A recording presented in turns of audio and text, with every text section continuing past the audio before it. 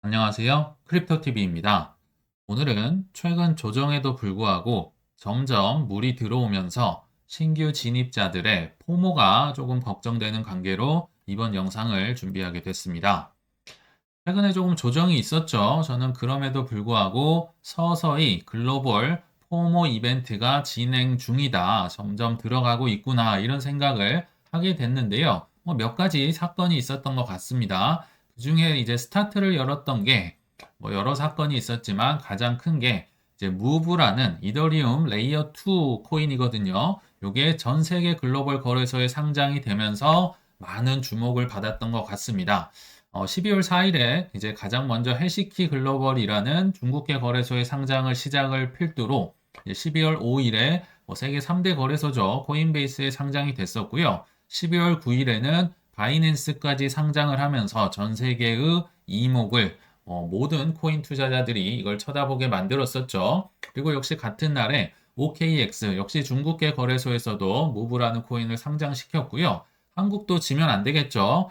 가장 먼저 좀 핫한 코인은 코인원에서 먼저 상장하는 경향이 있습니다. 왜냐하면 업비트랑 빗썸에서 동시에 상장을 해버리면 굳이 코인원에 가서 이 코인을 사지 않겠죠. 그래서 남들보다 한 발, 1시간, 2시간이라도 앞서서 무브라는 코인을 상장시켰는데 문제가 생겼었죠.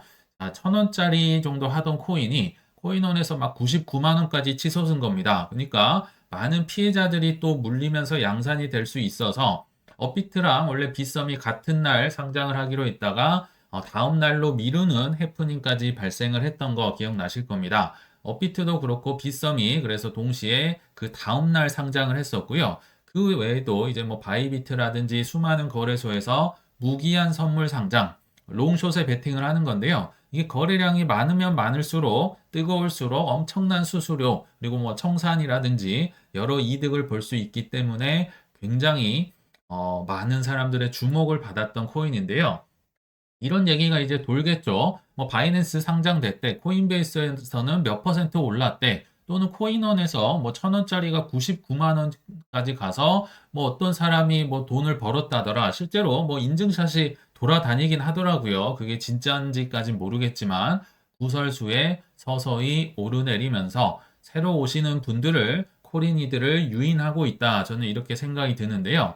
그런데 따지고 보면 개미들 중에 이걸로 큰 돈을 번 사람은 극히 드물 거라 생각이 듭니다. 왜냐면 이렇게 많이 상장을 하면요. 마켓 메이커들이 이 호가창을 채워주는 그들의 역할을 빌미로 엄청난 수익을 거두는 바 있는데요. 무브 마켓 메이커로 이제 여러 가지 마켓 메이커가 있지만 GSR 마켓이 추정된다. 왜냐면 이들이 온체인 데이터가 다 나와 있잖아요. 자, 먼저 받았던 물량들이 있겠죠. 그래서 우리가 이들을 이길 수가 없다는 게요. 초기 투자자, 초기 공급량의 3.1%를 들고 있던 이 GSR 마켓 메이커들이요.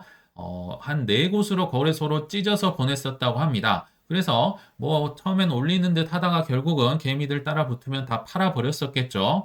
자, 우리 같은 사람들이 미리 사서 보따리 장수라고 하죠. 다른 데서 미리 사서 상장하는 거래소로 보내서 펌핑 때 팔아야 된다든지 또는 비싸게 사서 더 비싸게 팔면 될 것 같다든지 하겠지만 해보시면 알겠지만 이게 쉽지 않다는 걸 아마 아실 겁니다. 그런데 이제 무브에 이어서 또 하나의 코인이 글로벌적으로 상장을 합니다. 저는 이거 볼 때, 정말 코린이들을 초청하는 이 이벤트를 남발하고 있구나, 이런 생각이 들었는데요.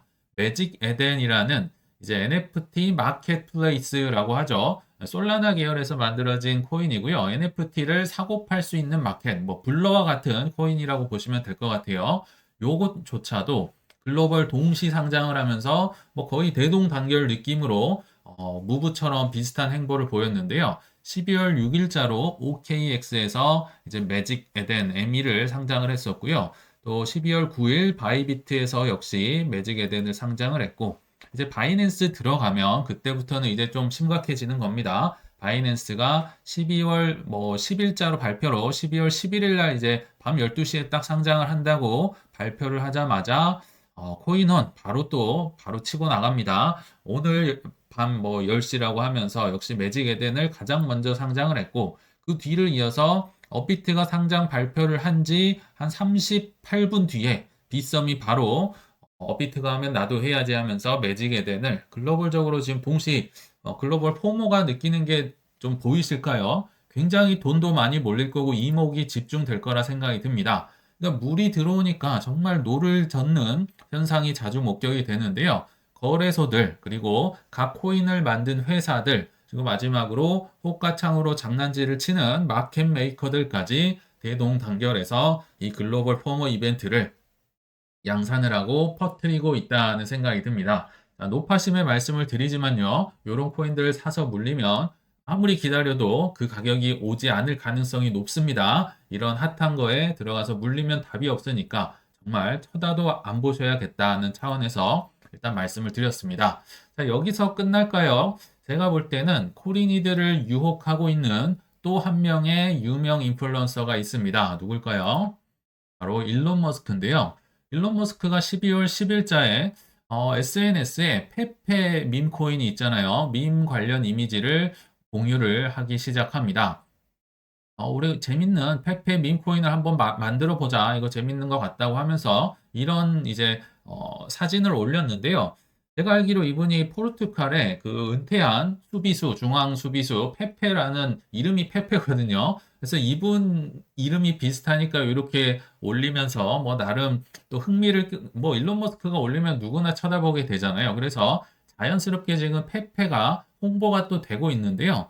우리가 알기로 일론 머스크는 도지 파더라고 하고 도지를 가장 잘 밀고 있었는데 왜 페페로 넘어갔지? 이거 뭐 넘어가 버린 거 아니야? 뭐 이렇게 생각을 하실 수 있겠지만 어, 본 목적은 따로 있습니다.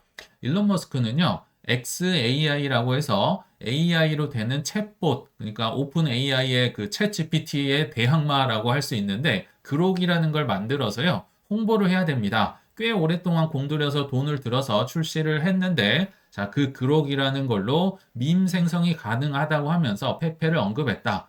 결국은 자기 그록을 홍보하기 위해서 밈 코인을 많이 활용을 하겠구나. 우리를 위해서 하는 게 아니고요. 본인을 위해서 하는 거구나 생각이 들고요. 이게 하루아침에 벌어졌던 일은 아닙니다. 꽤 예전에도 도지뿐만 아니라 페페코인을요, 계속 트위터에 올렸던 적이 있었거든요. 24년 3월 달에도 그랬었고요. 항상 페페를 올려서 페페코인 가격을 뭐 몇 퍼센트, 몇십 퍼센트 올렸던 적이 있습니다. 오래전부터 그록을 이제 개발을 해왔기 때문에 오래전부터 빌드업을 해오면서 뭐 여러 뭐 이속이나 꿍꿍이가 있지 않았을까 이런 생각이 드는데요.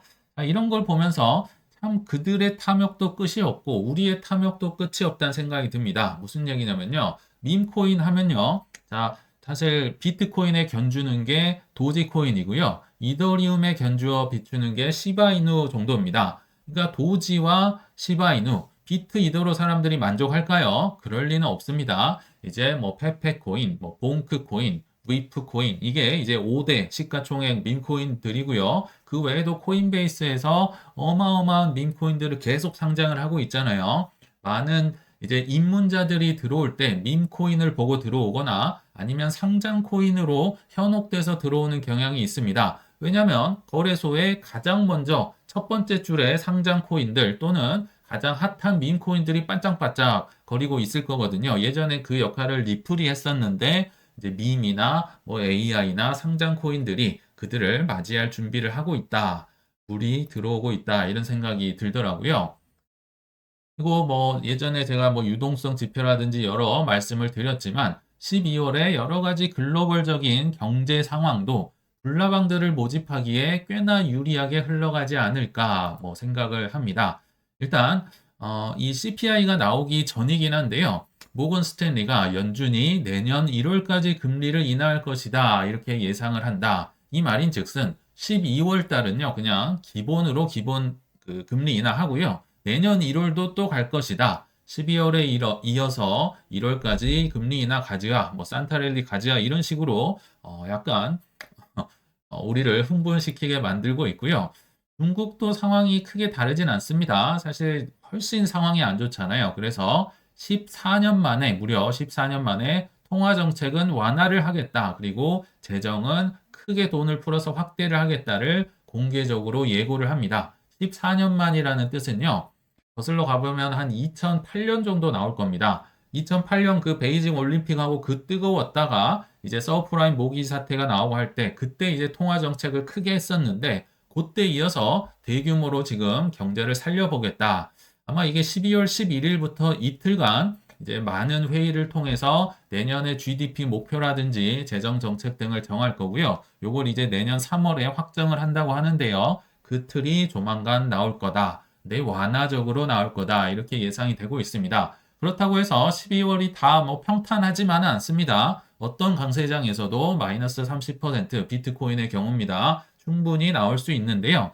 하나 좀 찝찝한 게 있죠. 뱅크 오브 재팬, 일본은행이 12월에 금리 인상을 할 것이다. 그래서 26년까지는 무려 1%까지 올린다고 이제 전망이 이게 지배적입니다. 꼭 12월이 금리 인상이 안 되더라도 1월에는 그럼 올릴 것이다. 이런 예상이 지배적이고요. 이 12월을 이제 금리 인상인지 뭐 동결인지 발표하는 게 19일에 있다고 하거든요. 12월 18일, 19일 회의가 있는데 아마 둘째 날 발표를 할 겁니다. 만약 금리를 인상할 경우에는 뭐 기존에 알고 있었다고 하더라도 얼마든지 뭐 조정이 충분히 나올 수 있겠죠. 그래서 무조건 좋다고 해서 뭐 완만하게 올라가는 건 없습니다. 항상 덜컹거리면서 12월이 가겠지만 그래도 좀 나쁘진 않겠다 이런 생각이 들어봤습니다. 그래서 앞으로의 전망을 예전에 말씀드렸던 걸 다시 한번 좀 요약을 해보면요. 아직도 변함이 없습니다. 24년 12월은 상중하 중에 이제 수익률, 뭐 상승률을 꼽아본다면 상 정도 높은 점수를 줄 수밖에 없죠. 왜냐하면 글로벌 유동성도 좋고 여러 가지 이런 여건상 나쁘지 않다. 그리고 이제 25년도 1분기냐, 2분기냐를 예상할 때 2분기는 그렇게 어렵지 않았었다고 말씀드렸었죠. 4월, 5월, 6월에는 약간 덜컹거릴 수 있겠다. 상중하 중에 하다. 이렇게 예상을 했는데 참 1분기가 아직도 풀리지가 않습니다. 너무 어렵습니다. 자, 글로벌 유동성만 보면 분명히 뭐 12월 말 1월부터 해서 꺾이는 게 확연히 보입니다. 왜냐하면 미국 연준의 지급준비금이나 국채 발행 계획 같은 걸 더하기 빼기를 해보면 그게 분명히 나오거든요.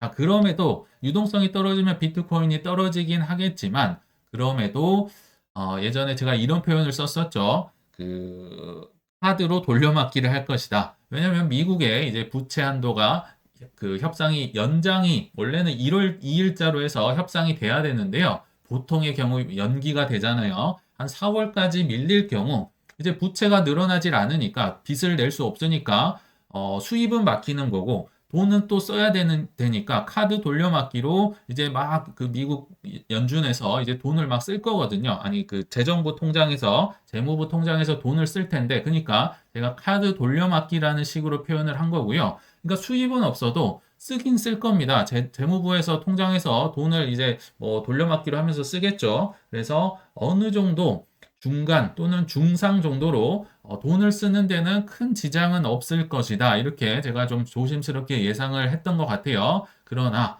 언젠가 빚을 쓰면 카드를 쓰면 메꿔야겠죠. 그 메꾸는 단계가 4월, 5월, 6월에 오지 않을까. 이제 돈은 받지 못했는데요. 재무부 통장이 바닥이 났습니다. 다 썼어요. 요거 채워 넣어야겠죠. 그래서 그걸 채워 넣으면서 재무부 통장을 채워 넣으면서 연준 준비금 통장을 이제 빼서 넣어야겠죠. 연준의 지급 준비금이 떨어지면 유동성이 안 좋다고 보기 때문에 정리를 쉽게 하자면 카드 돌려막기로 버틸 것. 그리고 요때는 카드 돌려막기 한 거 채울 것. 뭐 이렇게 좀 예상이 됩니다. 근데 예상이기 때문에 그리고 1분기, 2분기부터는 아직 나오지도 않았어요. 계획이. 나중에 뭐 추가로 소식을 접하게 되면 업데이트를 해보도록 하겠습니다. 제가 이렇게 길게 영상을 만들었던 이유는 걱정이 돼서입니다. 여기 12월 10일자로 해서 제가 보는 뭐 정글 프로그램, 뭐 김병만 씨랑 막 이렇게 정글 뭐 잡아먹고 하는 거 있잖아요. 레슬링 선수 금메달을 2번이나 땄던 분, 저도 얼굴을 봐서 알고 있는데 이분이 금메달도 따고 국가대표 코치도 하고 굉장히 잘 나가시다가 좀 빨리 그만뒀더라고요, 코치를. 그래서 왜 그런가 하고 김병만 씨가 물어보니까 사실 무슨 사연이 있다고 하면서 코인으로 전 재산을 날렸다. 굉장히 힘들었었다. 이렇게 고백을 했었는데요. 이게 이 사람만 그럴 것 같고요.